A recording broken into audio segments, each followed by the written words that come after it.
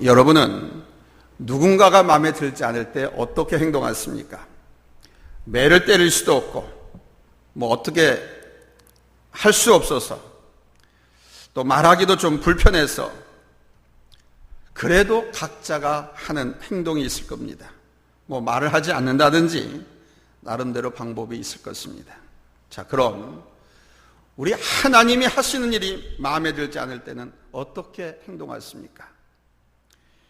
요나는 하나님께 불평이 많은 사람이었습니다. 하나님이 하시는 일이 마음에 들지 않았습니다. 요나는 하나님이 누구신지 잘 알고 있었습니다.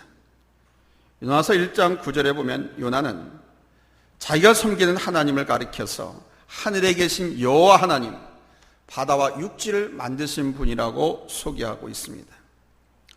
요나는 또 하나님을 사랑했습니다. 하나님의 말씀에 순종하며 살겠다고 결심을 했습니다.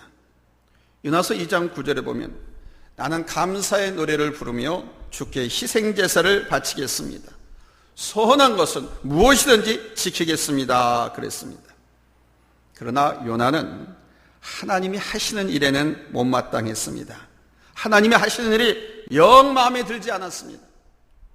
본문 4장 1절에 보면 요나가 매우 싫어하고 성내며 라고 표현된 것을 보면 요나는 하나님이 하라고 하신 일이 매우 못마땅해서 화가 난 것을 알 수 있습니다. 하나님이 하신 일이 마음에 들지 않을 때 여러분 어떻게 행동하십니까? 첫째, 여러분 잊지 마십시오. 하나님의 말씀을 거역하지 마십시오. 우리 한번 따라서 합시다. 하나님의 말씀을 거역하지 말자. 요나는 하나님이 하신 일이 마음에 들지 않았기 때문에 하나님의 명령을 거역했습니다. 니느웨라고 하는 이 나라는 도시는 아수르의 수도이기 때문에 아수르라고 하는 나라를 대표합니다. 그런데 이 아수르 사람들은 이스라엘 민족에게 아주 못되게 굴었습니다. 많은 이스라엘 백성들을 포로로 잡아갔습니다. 요나는 어려서부터 그들의 죄악을 보았습니다. 1년 내내 자기 아버지, 어머니, 자기들이 뼈 빠지게 농사를 지어놓으면 이 아수르 놈들이 쳐들어와 가지고 다 약탈해 갔습니다. 요나는 그래서 그 아수르가 빨리 망하기를 소원하면서 기도했는데 바로 그 원수의 나라 아수르에 가서 복음을 전하라고 하는 하나님의 명령을 받은 것입니다. 하나님께서 빨리 복수하셔가지고 그 나라가 멸망하기를 기다렸는데 그들에게 가서 회개하라는 말씀을 전하라는 이 하나님의 명령, 요나는 마음에 들지 않았습니다. 저렇게 못하고 악한 놈들에게 회개를 외칠 필요가 뭐 있는가? 지금 지은 죄만 갖고도 10번 멸망해도 충분한 나라인데 라고 하는 생각을 했습니다. 요나는 하나님이 하신 일이 마음에 들지 않자 하나님과 맞섰습니다. 하나님 명령하신 니네로 가기 위해서는 육지를 통해서 북쪽으로 가야 하는데 요나는 남쪽에 있는 욥바로 내려가서 배를 타고 멀리 달아나려고 했습니다.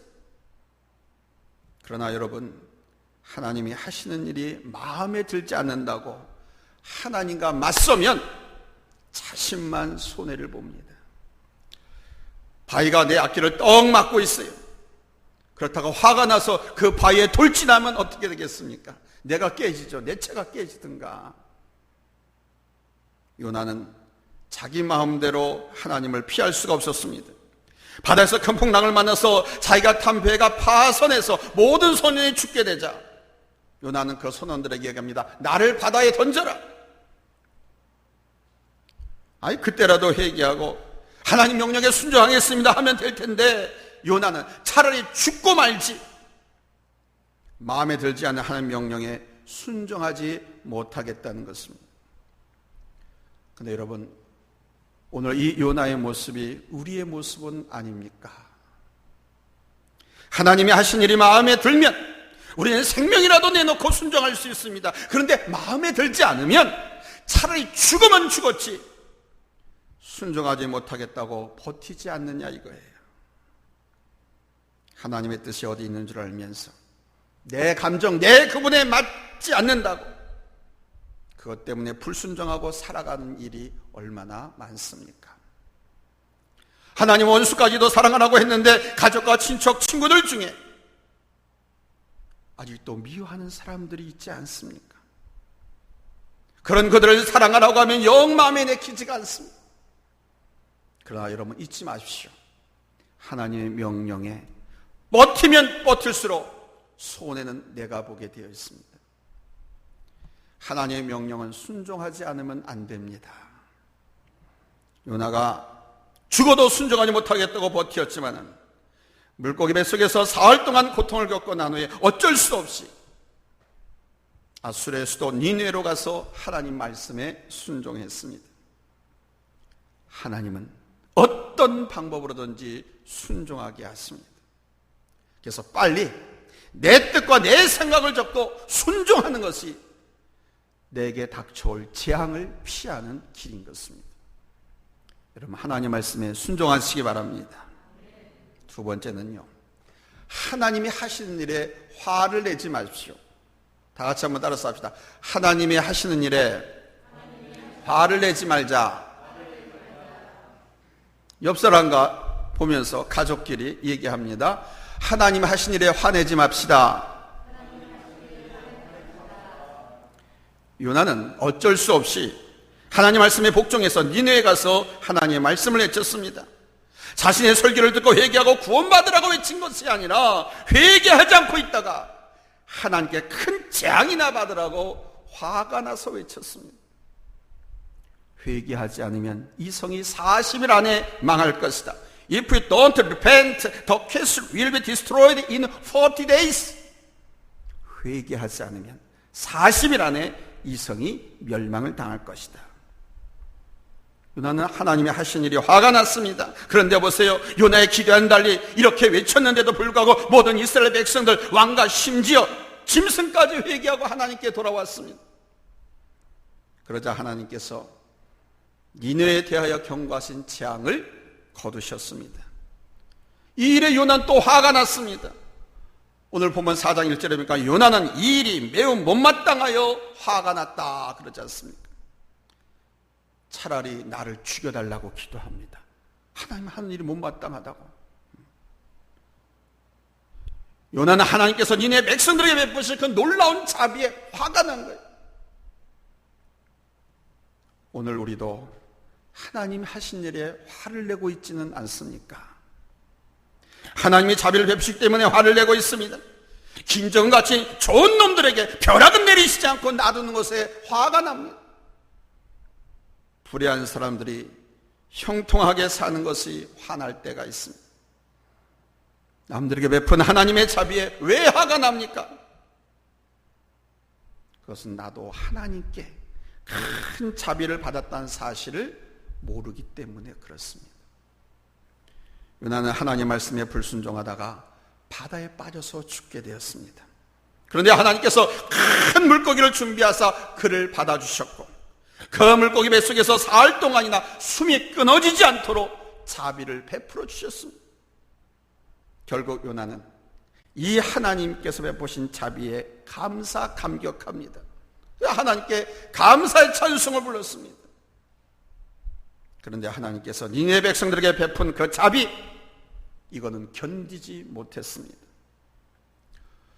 우리가 이렇게 살아 숨쉬는 것은, 또 지금까지 우리가 이렇게 지내온 것은 다 하나님의 자비하심 때문입니다. 하나님께서 우리가 지은 죄값대로 갚으시면 여기 살아남을 자 한 사람도 없습니다.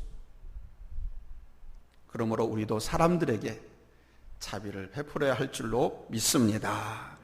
사실 니느웨에 사는 대부분의 사람들은 선량한 사람들입니다. 전쟁이 뭔지, 정치가 뭔지, 포로가 뭔지 모르는 사람들이었습니다. 지배자들인 소수의 나쁜 놈들, 악인들이 나쁜 짓을 저질렀습니다. 저 북한의 우리 동포들도 모두 공산주의자가 아닙니다. 저 북한 주민 대부분은 공산주의가 뭔지도 모릅니다. 어쩌다 보니 북쪽에 살게 되었고 어쩌다 보니 공산 정권하에 살게 되어서 오늘날처럼 저렇게 불쌍하게 살게 된 거예요.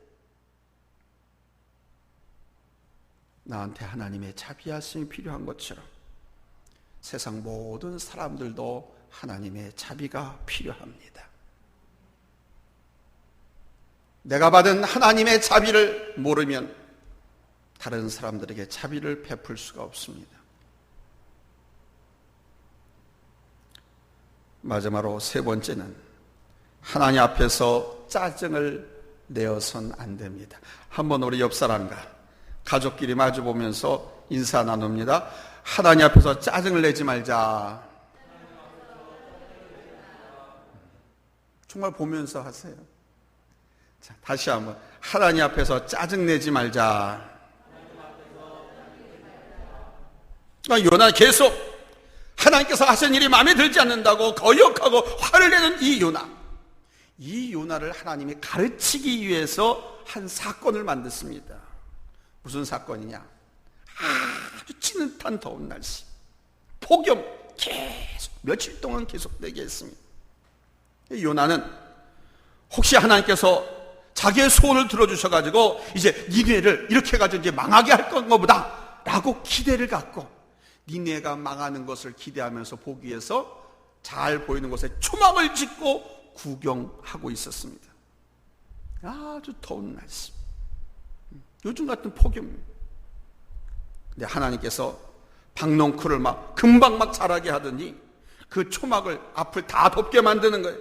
그래가지고 이 요나 그 폭염에 그 무더운 날씨에 시원한 그늘을 만들어 주셨습니다. 너무 좋다. 하나님 나를 이렇게 살아가시네, 나를 배려해 주시네. 너무 좋았습니다. 그런데 하룻밤 지나고 그 다음날 아침 됐습니다. 벌레 한 마리가 나타나더니 이 벌레 놈이 그 박농쿨을 다 갉아먹은 거예요. 그랬더니 삽시간에 박농쿨이 싹 다 말라 죽고 타들어 죽고 그늘이 없어졌습니다. 바람도 불지 않는데, 태양은 머리에서 막 이글이글 타오르는데 요나는 짜증이 났습니다.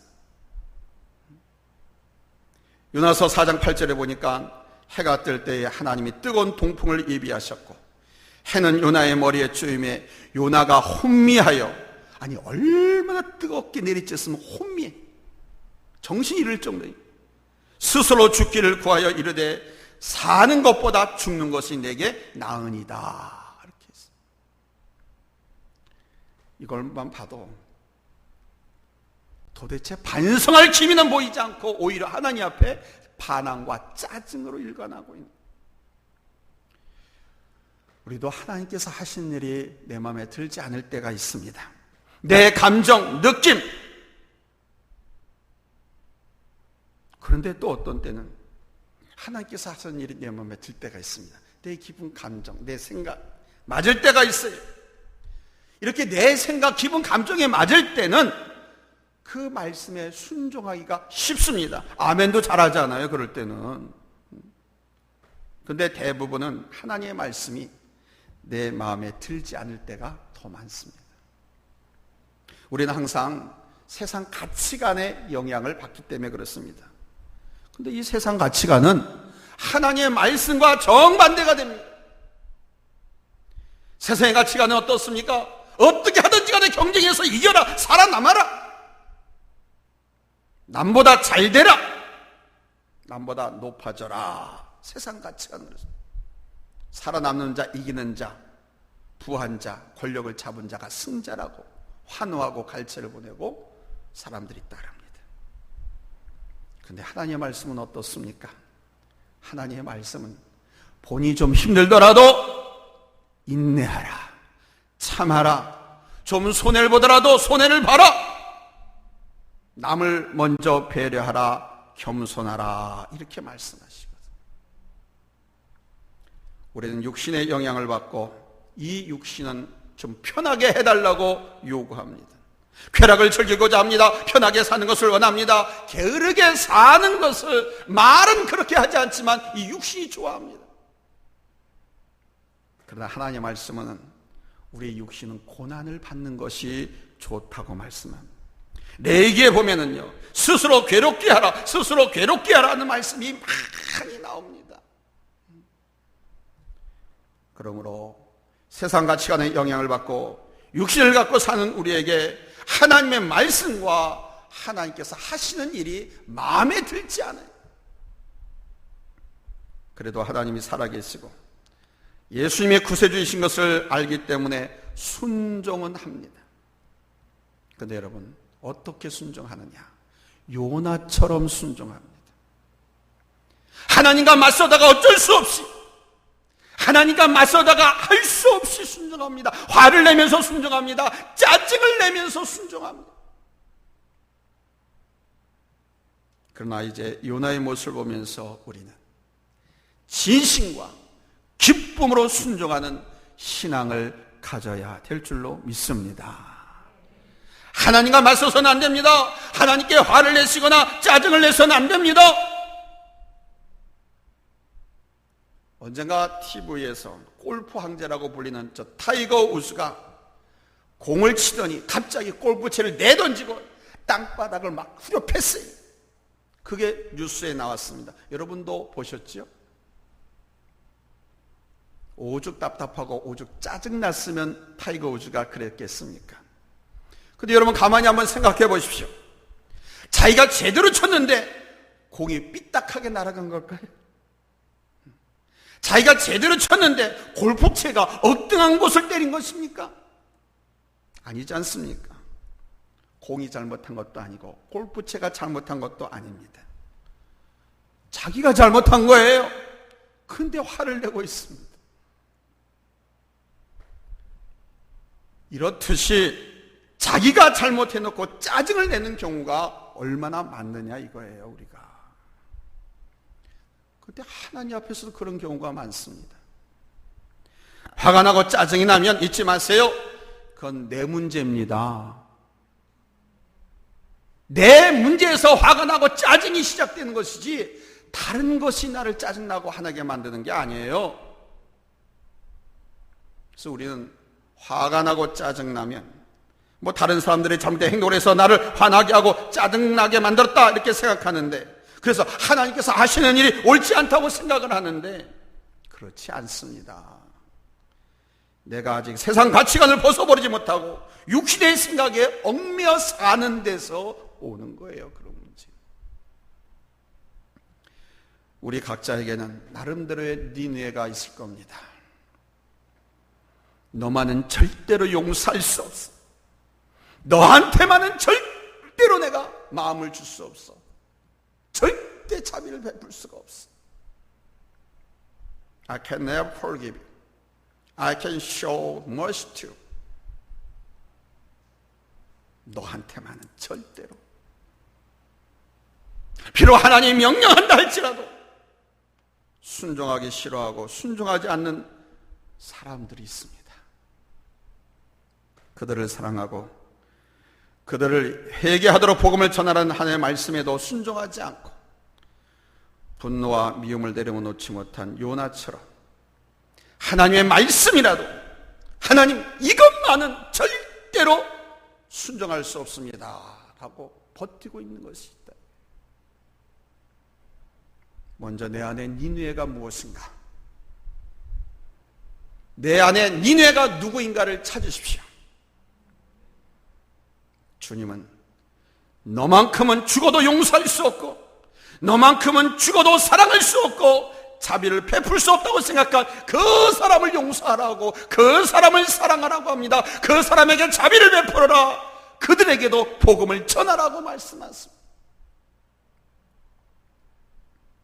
그들을 계속 미워하고 분노하고 자비를 베풀지 않고 복음을 전하지 않는 것은 우리 하나님과 맞서는 일입니다. 하나님과 맞서서 이길 사람 아무도 없습니다. 하나님과 싸워서 이길 사람 있어요? 자신 있는 사람 한번 그 자리에서 벌떡 한번 일어나 보세요. 우리 하나님께는요, 항복하는 것만이 살 길. 캄캄한 물고기 뱃속에 들어가기 전에 회개하고 돌이키고 하나님 말씀에 순종하십시오. 하나님께 분노할 때, 우리 하나님을 향해서 화를 낼 때 하나님께서 우리에게 주신 좋은 것들이 우리를 괴롭히는 것들로 바뀐다는 사실을 잊지 마세요. 이제 모든 것 내려놓고 하나님 말씀에 순종하시기 바랍니다.